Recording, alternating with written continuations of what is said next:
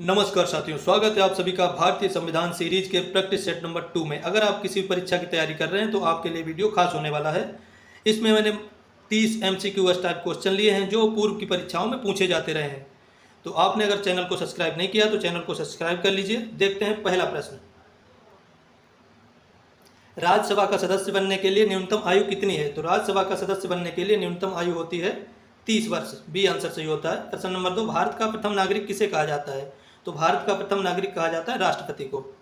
प्रश्न नंबर 3, राष्ट्रपति अपना त्यागपत्र किसे सौंपता है? तो राष्ट्रपति अपना त्यागपत्र उपराष्ट्रपति को सौंपता है।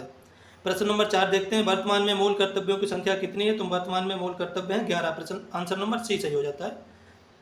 मतदान की आयु 21 वर्ष से घटाकर 18 वर्ष किस संशोधन द्वारा की गई? तो 61वां संविधान संशोधन द्वारा मतदान की आयु 21 से घटाकर 18 वर्ष कर दी गई है।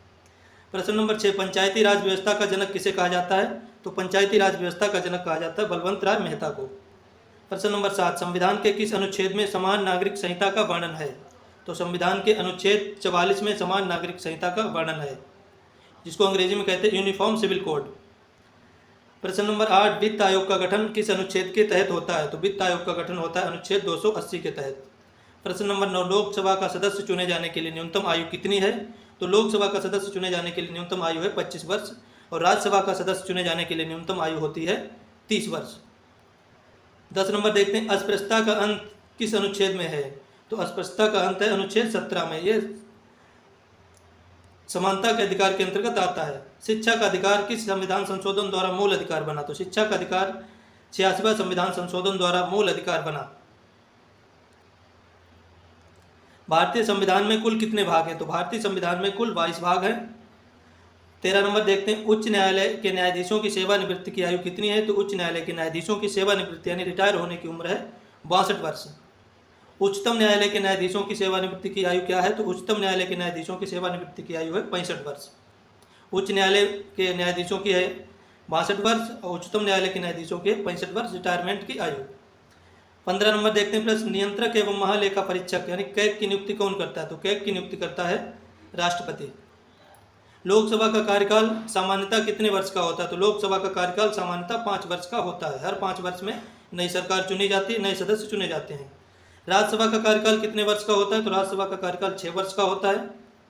राज्यसभा के सदस्यों का कार्यकाल कितना होता है? तो राज्यसभा के सदस्यों का कार्यकाल भी 6 वर्ष का होता है।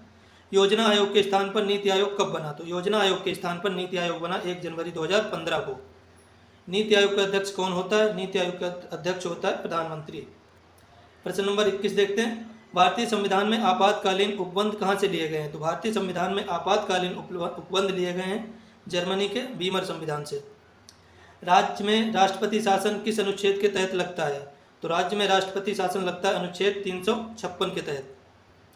भारत में अब तक कितनी बार वित्तीय आपातकाल लगा? तो भारत में अभी तक एक बार भी वित्तीय आपातकाल नहीं लगा। तो डी आंसर हमारा सही हो जाता है, कभी नहीं। किस अनुच्छेद के तहत संविधान में संशोधन किया जा सकता है? तो अनुच्छेद 368 के तहत भारतीय संविधान में संशोधन किया जा सकता है। 25 नंबर देखते हैं, प्रश्न भाषाई आधार पर राज्यों का पुनर्गठन किस वर्ष किया गया? तो भाषाई आधार पर राज्यों का पुनर्गठन किया गया 1956 में। भारत के संविधान में प्रस्तावना का विचार कहाँ से लिया गया? तो भारत के संविधान में प्रस्तावना का विचार लिया गया है अमेरिका यानी कि USA से। भारतीय संविधान में संसदीय शासन प्रणाली कहाँ से ली गई? तो भारतीय संविधान में संसदीय शासन प्रणाली ली गई है ब्रिटेन से। 28 नंबर, बलवंत राय मेहता समिति का संबंध किससे है? तो बलवंत राय मेहता समिति का संबंध है पंचायती राज व्यवस्था से। 29 नंबर प्रश्न देखते हैं, किस अनुच्छेद में ग्राम पंचायतों के गठन का निर्देश दिया गया है? तो ग्राम पंचायतों के गठन का निर्देश दिया गया अनुच्छेद 40 में।